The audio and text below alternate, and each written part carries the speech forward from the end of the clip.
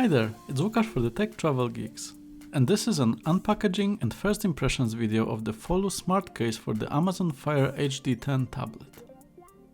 If you haven't already, make sure to subscribe to the Tech Travel Geeks here on YouTube for more videos from us. As you might have seen, Matteo recently shared his unboxing and setup videos for the Fire HD10 tablet, the blue version. I got my black model a few days later, and I've been enjoying it quite a lot. It's great for media consumption, and I've been watching some Netflix on it, especially Ratchet, which was so beautifully shot in California.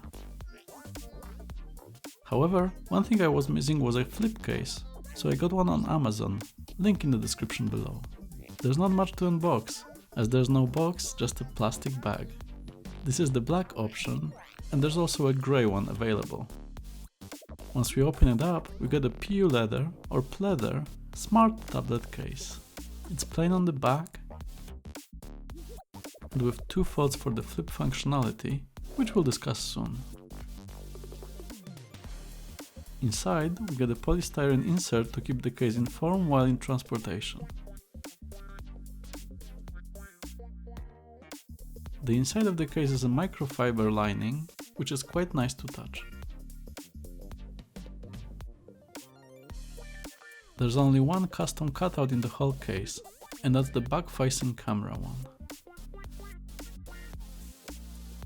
There's nothing on the sides or the bottom, and the top is just one big cutout, as they didn't want to make specific cuts for each port and button.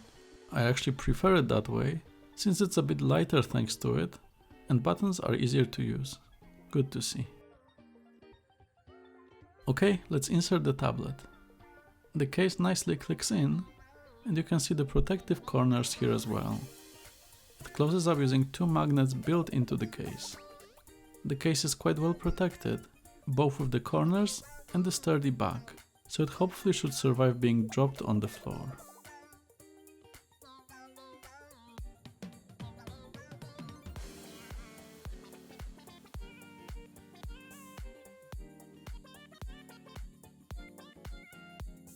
As you can see from the poorly framed shots, it did take me a while to understand how the folding works with this case.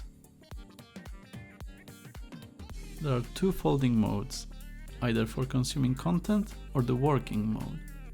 To fold it, open the case and fold it outwards to make this sort of a triangle with the microfiber side.